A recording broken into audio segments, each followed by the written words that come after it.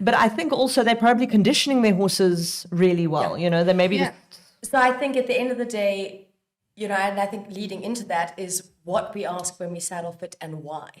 Yes. You know, so what there is are our some goal?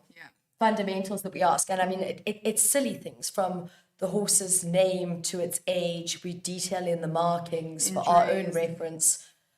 When you purchase the horse. Who your vet is. Did it have a vetting? Were there any issues? Has it been injured recently?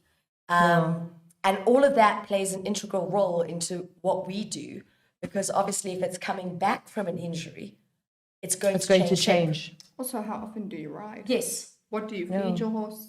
Oh, that's How a great often? point. Yeah, exactly. And what are you planning on doing? I think that's actually a really interesting question. Do your you know, coaches? Do you plan? but sometimes you go there and you're like, hacker? we're going to give you this amazing, and they go, I just want to go around the block. Once a week. I'd like to maybe go on a hunt. Okay, maybe not a knee block. Yeah. Straight cut dressage saddle. Yeah. You know? Come on.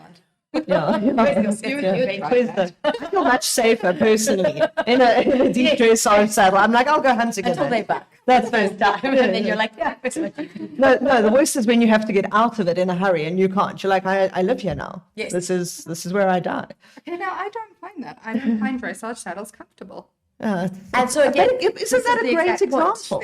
But that I know Yeah. it comes back to my conformation. My hips are too far forward; they don't come out. I've got That's interesting. scoliosis, and so whatever I sit in, I'm just like. But that's great. It's lovely. There's also that is it called Balance in Motion? It's a great book where it takes and throughout the book there at one stage there are 5 riders in the book and they draw a line through all of the riders' shoulders, through all of their hips, through all of their knees, through all the lines are different. I'm now going to sit straight because I haven't got my physio's watching me. I'm going to get But it's yelled at. really interesting. It's bearing that in mind. So Okay. fundamentally, those are the questions we ask, because then we know where you're going and what you want to do and why. The importance of this all is the why of it. Yeah. You know, why do we saddle fit? For the comfort of the rider and the comfort of the horse. We want a happy athlete combination. Yeah, and I think that's the important thing, combination. And so often we just focus on one or the other. And then basically, I think as fitters, what we go on to do, the next step after that is we look at the horse's conformation.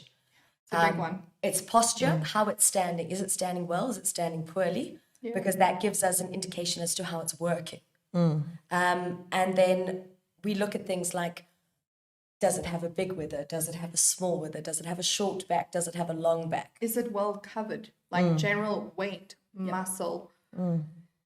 That also plays a role. And then you can ask, okay, I see your horse isn't as well covered as maybe it could be. Was there a problem? Oh yeah, I just came out of colic situation or whatever it is. Yeah. You know, then you can divulge into maybe a maintenance plan or a rehab plan. No, I'm going to have to come in 6 weeks and check it, not 3 months. Exactly. So what? And I think that's it going forward. And then what the next step we normally do is we look at the horse in motion. Yes, So absolutely. we take them through Before being ridden. In hand, pretty Oh, much that's interesting. the showing Okay. triangle. So they walk away from us, they run across, or they walk across, and then they come back towards us. So we can watch how the pelvis and the hips and the back are moving away from us, side on, looking at how the back is moving, and then towards us, seeing what the front end is moving. Because obviously, if they're, as an example, dishing, the leg is swinging out, it's going to affect higher up. It runs up. It's a chain. It's a Well, chain not only reaction. that, I mean, I think also about, you get those school ponies that move like Pepe Le Pew. So their bodies are rigid and the legs just go underneath them, Georgina has whatever they're mastered doing. the look in her face of Pepe Le Pew. Ridden so many Pepe Le Pews. As opposed to those really athletic, like panther horses. Striding It's out. gonna, And you get some that fundamentally you look at them walk out and you're like, oh. I mean, I had a Prince of George horse that used to walk out like a moke, a complete moke, like a donkey. And then it would trot and it would suddenly go, and you'd be like, oh, it's a dressage horse. Yeah. Thank God. So, and then we look at them and trot. Yeah. So we can see how they move and we can see what they're doing with their bodies, because again, we need to assess that from the ground before we do a fit. Because obviously the rider will then change. how Bring the their own horse moves. things. That's really interesting. Yeah, and it's interesting. I think about the amounts of times that I've sat in for a saddle fitting instead of the owner. Yeah. And fundamentally, that's where it gets really important. So, I mean, I, being 5'2", Yeah. on a good day, You get bigger days. I do. 6 inches. Yeah. So And that's how I got fired.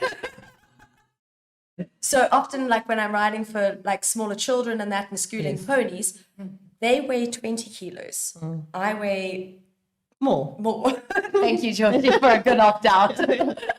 So I weigh more. So my weight influence is going to affect the saddle And the horse. Yeah. and the horse. So we have to then customize the fit a little bit Okay. for their weight and my weight. As well as your ability. Yes. The child might only be able to do a basic walk, trot, canter. Yeah.